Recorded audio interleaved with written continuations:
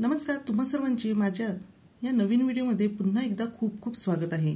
सकाळचे 5 वाजलेले आहेत आणि मी रिक्षाने निघाली आहे कुठेतरी बाहेर। 2 दिवसाची यात्रा आहे आणि हे यात्रेचं विशेष म्हणजे काय सांगू का? तर आज माझ्याबरोबर माझ्या फॅमिलीतले कोणतेही सदस्य येणार नाही। आता मी इथे आलेली आहे तर तुम्ही बघू शकतात, अगदी ढोल ताशाच्या गजरात जंगी स्वागत हे आमचे करण्यात आलेले आहे। हे यात्रेविषयी अगदी थोडक्यात मी तुम्हाला माहिती सांगणार आहे। तर चौधरी यात्रा कंपनी तर्फे ही महिलांसाठी आयोजित केलेली यात्रा आहे आणि नाशिकवरून साधारणतः 700 महिला या 2 दिवसाच्या यात्रेसाठी निघालेल्या आहेत। त्यासाठी 12 बसेसची सोय ही चौधरी यात्रा कंपनीकडून करण्यात आलेली आहे। सर्वात आधी आम्ही बसची पूजा वगैरे करून घेतलेली आहे आणि ढोल ताशाच्या गजरामध्ये महिलांचे अगदी उत्साहात इथे स्वागत करण्यात आलेले आहे। आता माझ्याबरोबर माझी फॅमिली नव्हती, त्यामुळे थोडेसे माझ्या मनात कुठे ना कुठे भीती वाटत होती की ही यात्रा कशी होईल। पण अशीच या यात्रेची सुरुवात झाल्यावर सगळी भीती अगदी क्षणातच निघून गेलेली होती आणि त्यानंतर आता मी मस्तपैकी बसमध्ये येऊन बसणार आहे। तर तुम्हाला आता मी बसमध्ये घेऊन जात आहे, तर चला मग माझ्याबरोबर। इथे आता बसमध्ये माझे कोणीही ओळखीचे नव्हते, फक्त आमचा जो योगा क्लासचा जो ग्रुप आहे तर तो इथे माझ्या ओळखीचा होता। बाकी हे सर्वजण माझ्यासाठी अगदीच अनोळखी आहेत। पण इथे बसमध्ये आल्यावर अजिबात कुठेही वाटले नाही की मी यांना कधीच पाहिलेले नव्हते अथवा कधीही मी यांना ओळखत नव्हते। अगदी जसे काही आपण खूप दिवसांपासून खूप वर्षापासून एकमेकांना ओळखतो आहोत असे वाटत होते। आणि इथे या समोर जे ताई दिसता आहेत तर त्या आमच्या बसच्या हेड होत्या। त्यांनी सुद्धा आम्हाला खूप छान मदत केलेली आहे आणि सर्वांना अगदी व्यवस्थित पद्धतीने यांनी सांभाळून घेतलेले आहे, सहकार्य केलेले आहे। आता बसमध्ये तर आम्ही बसलेलो आहोत, पण महिला म्हटल्यावर शांत बसणाऱ्यांपैकीतले होत्यात का? अगदीच नाही।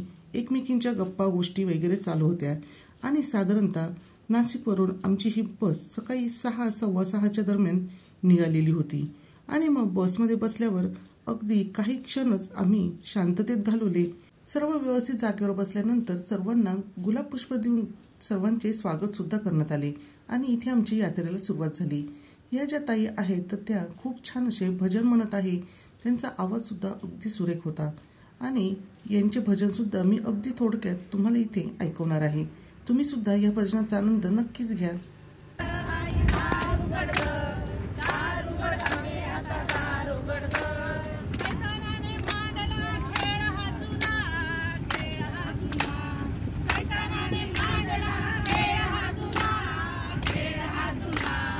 बसमध्ये मौज मजा करीत करीत आम्ही यात्रेच्या पहिल्या स्थानावर आलेलो होतो, ते म्हणजे कोटमगावला।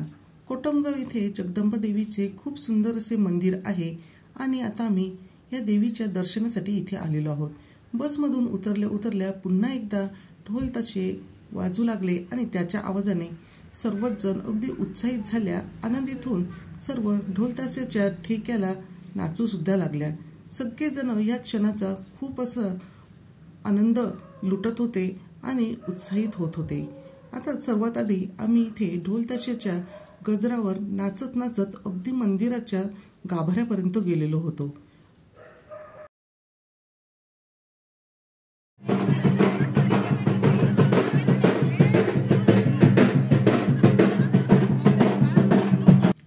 तशी कोटमगाव देवीच्या मंदिरात अजिबात जास्त प्रमाणात गर्दी नव्हती, पण आमच्या महिलांचीच एवढी संख्या होती की गर्दी ही आपोआप वाढणारच होती। कारण की अगोदर सांगितल्याप्रमाणे नाशिकहून साधारणतः 700 महिला म्हणजेच 12 बस या दर्शनासाठी इथे येणार होत्या। जसजशा बस या पोहोचत होत्या तसतशा महिला या प्रत्येक ठिकाणी दर्शन घेऊन बाहेर निघत होत्या, जेणेकरून अगदी सर्वांची एकदम गर्दी होणार नाही। तुमच्याशी बोलता बोलता इथे मी येऊन पोचलेली आहे देवीच्या गाभाऱ्यामध्ये आणि तुम्ही इथे बघू शकतात, गाभारा हा अगदी सुंदर आहे, त्याचबरोबर हवेशीर आहे आणि यामध्ये स्वच्छतेची सुद्धा खूप व्यवस्थित अशी काळजी सुद्धा घेण्यात आलेली आहे।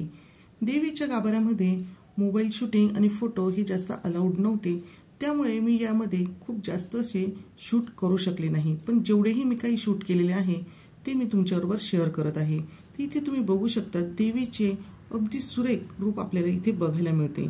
इथे पोहोचल्यानंतर आम्ही देवीची महाआरती केलेली होती आणि त्यानंतर आम्ही दर्शन घेऊन मंदिराच्या बाहेर आलेलो होतो।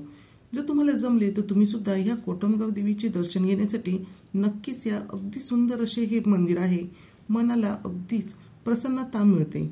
आता आम्ही बाहेर आल्यानंतर सुद्धा पुन्हा एकदा ढोल ताशाच्या गजरावर ठेका धरून सर्वांनी गरबा केलेला होता। ढोल ताशाचा गजर आणि आजूबाजूचे उत्साहित आनंदित वातावरण बघून प्रत्येकालाच नाचण्याचा मोह हा आवरत नव्हता। आम्ही तर इथे फुगडी सुद्धा खेळलेली होती आणि आता हे सर्व झाल्यानंतर पुन्हा आम्ही बसमध्ये बसलो आणि पुढे आम्ही कृष्णेश्वर मंदिराच्या इथे आलेलो होतो। पण कृष्णेश्वर मंदिराच्या इथे मोबाईल अजिबात अलाउड नव्हता, तर तो लॉकरमध्ये जमा करायचा होता। त्यामुळे तिथली मी कोणतीही व्हिडिओ शूटिंग काढू शकले नाही आणि फोटोसुद्धा घेऊ शकले नाही। आणि त्यानंतर इथे आता आम्ही आलेलो आहोत ते म्हणजे भद्रा मारुतीचे दर्शन घेण्यासाठी। उतरल्यावर पुन्हा एकदा ढोल ताशाचा गजर आणि अगोदरप्रमाणेच उत्साहात सर्व महिला ह्या नाचत होत्या। अगदी तरुणच नव्हे तर वयस्कर सुद्धा ज्या महिला आहेत तर त्या सुद्धा नाचण्याचा इथे आनंद घेताना तुम्हाला दिसत आहे।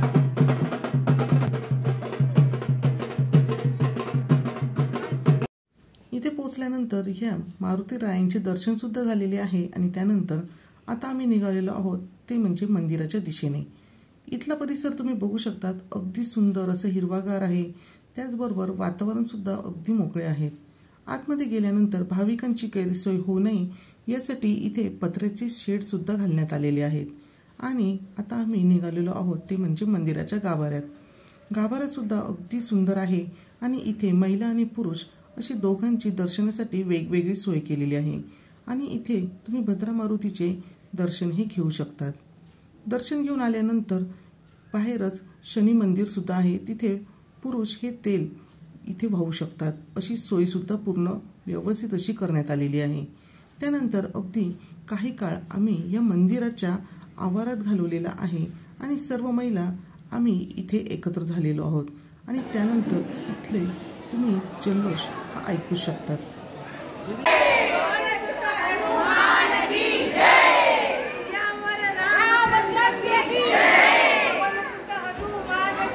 व्यवस्थित असे दर्शन घेतल्यानंतर आता आम्ही निघालो आहोत बसच्या दिशेने। त्या अगोदर तुम्ही इथे बघू शकतात, इथे वेगवेगळ्या प्रकारचे प्रसादाचे स्टॉल लागलेले आहेत, त्याचप्रमाणे खेळण्यांचे आणि काही वस्तूंचे सुद्धा स्टॉल इथे बघायला मिळाले। त्यामध्ये ही जी खाट आहे तर ती सुद्धा अगदी छान दिसत होती आणि आम्ही यानंतरचा प्रवास करणार होतो ते म्हणजे शेगावचा, म्हणजे इथून आम्हाला जायचे होते शेगावला। पण त्या अगोदर आम्ही संध्याकाळची जेवणाची जी व्यवस्था केली होती त्या ठिकाणी जाणार होतो। तर संध्याकाळची जेवणाची व्यवस्था आमची खामगाव येथील सौभाग्य लॉन्स या ठिकाणी केलेली होती आणि या ठिकाणी आल्यावर आम्ही छान असे व्यवस्थित जेवण केले आणि पुन्हा इथे ह्या परिसरामध्ये आम्ही थोडासा वेळ घालवलेला होता। आणि इथे तुम्ही बघू शकतात गजानन महाराजांची अगदी सुंदर अशी मूर्ती इथे बघायला मिळालेली आहे आणि हा लॉन्स जो आहे तर तो सुद्धा अगदी छान होता। तिथे आम्ही थोडा वेळ घालवल्यानंतर लगेचच बसमध्ये बसून रवाना झालो ते म्हणजे शेगावला। व्हिडिओ जास्त मोठा होऊ नये यासाठी मी शेगावचा जो दुसऱ्या दिवशीचा व्हिडिओ आहे तर तो तुम्हाला सेकंड पार्टमध्ये शेअर करणार आहे, तो सुद्धा तुम्ही बघा, तुम्हाला त्याचा नक्कीच आनंद मिळणार आहे। व्हिडिओ आवडला असेल तर व्हिडिओला लाईक करा, शेअर करा आणि जर चॅनलला सबस्क्राईब केले नसेल तर चॅनलला सबस्क्राईब करा, म्हणजे पुढच्या व्हिडिओचे नोटिफिकेशन तुम्हाला मिळेल।